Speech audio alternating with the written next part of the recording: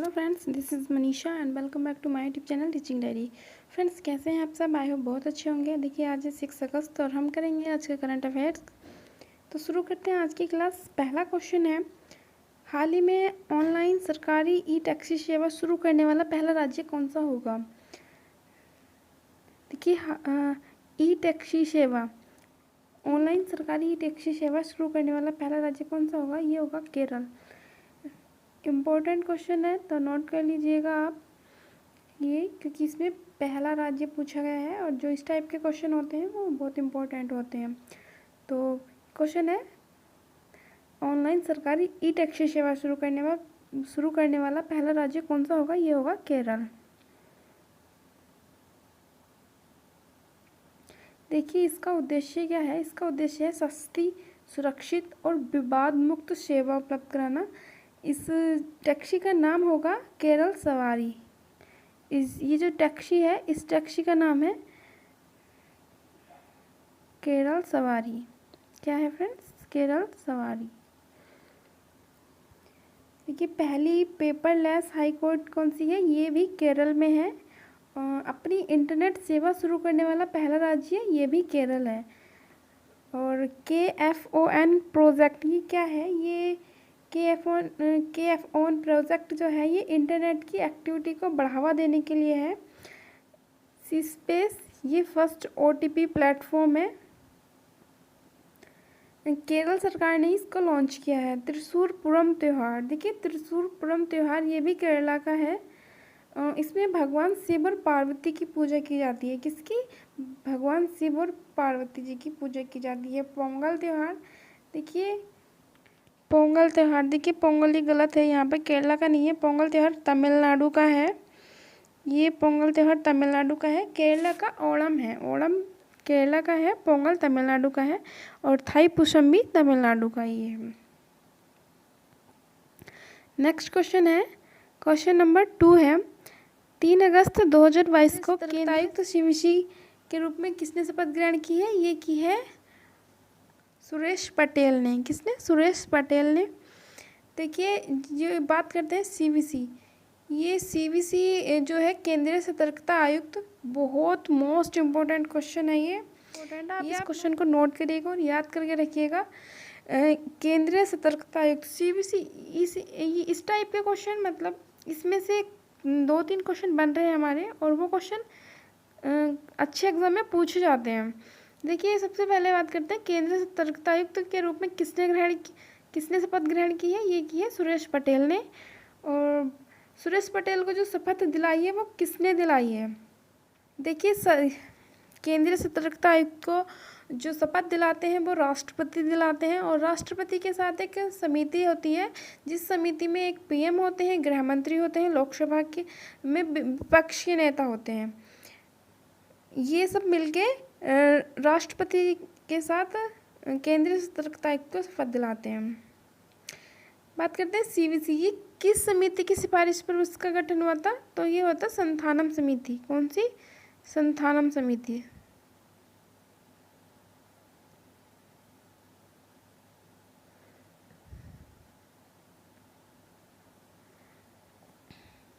CBC का गठन, यानी केंद्रीय सतर्कता आयुक्त का गठन किस समिति की सिफारिश पर किया गया था? ये किया गया था संथानम समिति की सिफारिश पर। ओके फ्रेंड्स, ये क्वेश्चन बहुत अच्छा है, इम्पोर्टेंट है। एक बार फिर से बता दे रही हूँ, इस क्वेश्चन को आप जरूर नोट करके रखिएगा।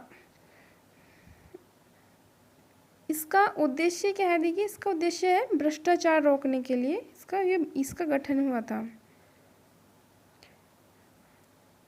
देखिए, 15वें वित्त आयोग के अध्यक्ष कौन है? ये है नंद किशोर सिंह। कौन है? नंद किशोर सिंह 15वें वित्त आयोग के अध्यक्ष। राष्ट्रीय मानवाधिकार आयोग के अध्यक्ष कौन है? ये है जस्टिस अरुण कुमार। राष्ट्रीय मानवाधिकार आयोग के अध्यक्ष जस्टिस अरुण कुमार। केंद्रीय सतर्कता आयुक्त को शपथ कौन दिलाता है? देखिए, ये राष्ट्रपति दिलाता है केंद्रीय सतर्कता आयुक्त को शपथ, और इनके साथ एक समिति होती है, जिस समिति में PM, गृह मंत्री और एक लोकसभा में विपक्ष के नेता इसमें होते हैं। नेक्स्ट क्वेश्चन है, क्वेश्चन नंबर 3, हाल ही में किस राज्य ने छात्रों को डिजिटल जाति प्रमाण पत्र जारी करने के लिए मिशन भूमिपुत्र लॉन्च किया है? किस राज्य ने छात्रों को डिजिटल जाति प्रमाण पत्र जारी करने के लिए मिशन भूमिपुत्र लॉन्च किया है? तो ये क्या है? असम सरकार ने। किसने? असम सरकार ने ये लॉन्च किया है भूमिपुत्र। देखिए इसमें क्या है, आप कक्षा 8 के बाद आप अप्लाई कर सकते हैं। इसका उद्देश्य है डिजिटल जाति प्रमाण पत्र उपलब्ध कराना। असम के सीएम है हेमंत बिस्वा। कौन है? हेमंत बिस्वा। राष्ट्रीय जलमार्ग 2 ये कहाँ से कहाँ तक है? ये राष्ट्रीय जलमार्ग है सादिया से धुबरी। कहाँ पर? सादिया से धुबरी असम में है। तेजपुर लीची का जीआई टैग किसे मिला है? ये भी असम को मिला है। और जो एक बॉक्सर है लवलीना बोरगोहेन, ये भी असम की है। इन्होंने ये बॉक्सिंग से रिलेटेड है, बॉक्सिंग करती हैं और ये इन्होंने टोक्यो ओलंपिक गेम्स में ब्रॉन्ज मेडल जीता था। क्वेश्चन नंबर 4 है, हाल ही में आरबीआई के द्वारा जारी वित्तीय समावेशन सूचकांक मार्च 2022 तक कितना रहा है? तो वित्तीय समावेशन सूचकांक कौन जारी करता है? ये करता है आरबीआई। वित्तीय समावेशन सूचकांक आरबीआई के द्वारा जारी होता है। और मार्च 2022 तक वित्तीय समावेशन सूचकांक कितना था, कितना रहा? तो ये रहा 56.4। कितना? 56.4, 56.4। और जो पहले था, इससे पहले कितना था? इससे पहले था 53.4। कितना था? 53.4। जिला स्वास्थ्य सूचकांक जारी करने वाला पहला केंद्र शासित प्रदेश कौन सा बना है? ये बना है जम्मू कश्मीर। और बात करें आरबीआई की, आरबीआई का प्रथम गवर्नर कौन था? वो थे ओसबोर्न स्मिथ। और वर्तमान में कौन है? वर्तमान में शक्तिकांत दास। आरबीआई का राष्ट्रीयकरण कब हुआ था? ये हुआ था 1 जनवरी 1949 को। और आरबीआई का स्थापना कब हुई थी? आरबीआई की हुई थी 1 अप्रैल 1935 को।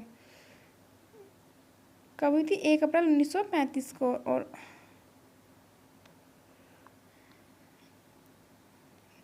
क्वेश्चन नंबर 5 है, हाल ही में आदिपुरम महोत्सव कहाँ मनाया गया है? हाल ही में जो आदिपुरम महोत्सव है वो कहाँ पर मनाया गया है? देखिए आदिपुरम महोत्सव ये मनाया गया है तमिलनाडु में। कहाँ पर फ्रेंड्स? तमिलनाडु में। देखिए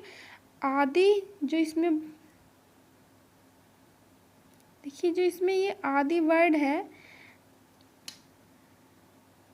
देखिए इसमें जो ये आदि वर्ड है, ये आदि तमिल महा है, तमिल महा का नाम है आदि, उसी के नाम पर आदिपुरम महोत्सव मनाया जाता है। इसमें देवी अदल की पूजा की जाती है। देवी अदल की पूजा की जाती है। अदल यहाँ लक्ष्मी के अवतार को माना जाता है।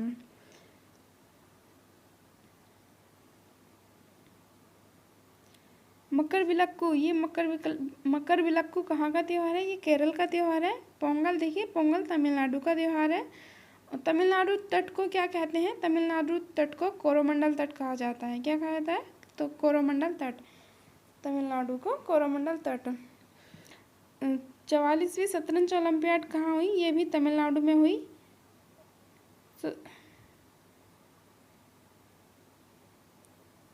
44वीं शतरंज ओलंपियाड कहाँ हुई? ये भी तमिलनाडु में हुई। कहाँ पर? चेन्नई में हुई थी। इसको थम्बी भी कहते हैं, थम्बी।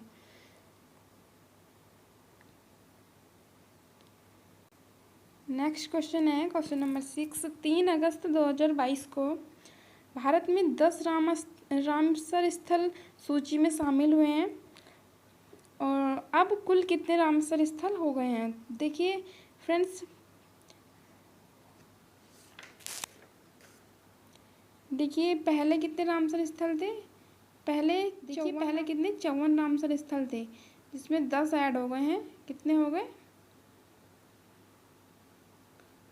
कुल कितने हो गए? 64 रामसर स्थल अब हो चुके हैं। कितने? 64 रामसर स्थल हो चुके हैं, जिनमें से देखिए 6 तमिलनाडु में है, 1 ओडिशा में है, 1 मध्य प्रदेश में है, 1 कर्नाटक में है और 1 गोवा में है। देखिए पहले कितने थे? पहले 49 थे, फिर इसमें 5 ऐड हो गए। कितने हो गए? 54 हो गए। और अब 10 ऐड हो गए, कितने हो गए? 65 हो गए। टोटल कितने हैं? 65 रामसर स्थल कुल हो गए हैं। देखिए रामसर स्थल कहाँ पर है? ये ईरान में है। कहाँ पर है? ईरान में। ईरान में है।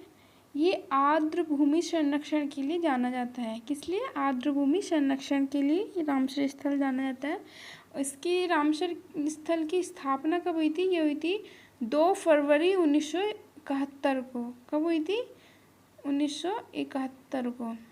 2 फरवरी 1971 को रामसर स्थल की स्थापना हुई थी। देखिए रामसर स्थल, ये अच्छा क्वेश्चन है, ईबीएस में पूछा जाता है रामसर स्थल के बारे में, और अब करंट में है तो ये क्वेश्चन जरूर पूछा जाएगा। इम्पोर्टेंट है, आप इसको नोट कर लीजिएगा याद से। रामसर स्थल को पक्षियों के लिए स्वर्ग भी कहते हैं।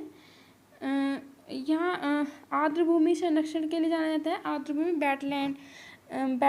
तो बैटलैंड डे कब मनाया जाता है? ये मनाया जाता है 2 फरवरी को। कब? 2 फरवरी बैटलैंड डे।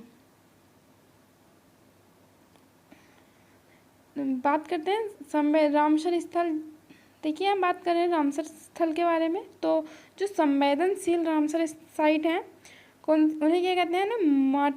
मैट्रिक्स रिकॉर्ड कहते हैं। इसमें दो स्थल शामिल हैं, केवलादेव और एक लोकटक झील। नेक्स्ट क्वेश्चन है क्वेश्चन नंबर 7। किस राज्य में मुख्यमंत्री समान शिक्षा राहत सहायता एवं अनुदान चिराग योजना शुरू की है? किस राज्य ने मुख्यमंत्री समान शिक्षा राहत सहायता एवं अनुदान चिराग योजना शुरू की है? देखिए ये शुरू की है हरियाणा सरकार ने। किसने? हरियाणा सरकार ने।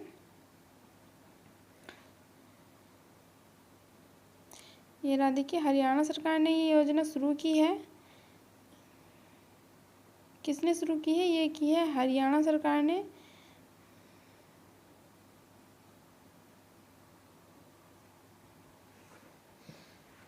क्यों की है? देखिए जो इकोनॉमिकल वीकर सेक्शन है, ईडब्ल्यूएस के बच्चे हैं, जो इकोनॉमिकल वीकर सेक्शन, आर्थिक रूप से पिछड़े वर्ग के बच्चों को प्राइवेट स्कूल में पढ़ने के लिए फ्री एजुकेशन इसमें प्रोवाइड की गई है। इसमें 1.1 लाख प्रति वर्ष से कम आय होगी तभी आपके बच्चों को प्राइवेट स्कूल में एडमिशन मिल सकता है।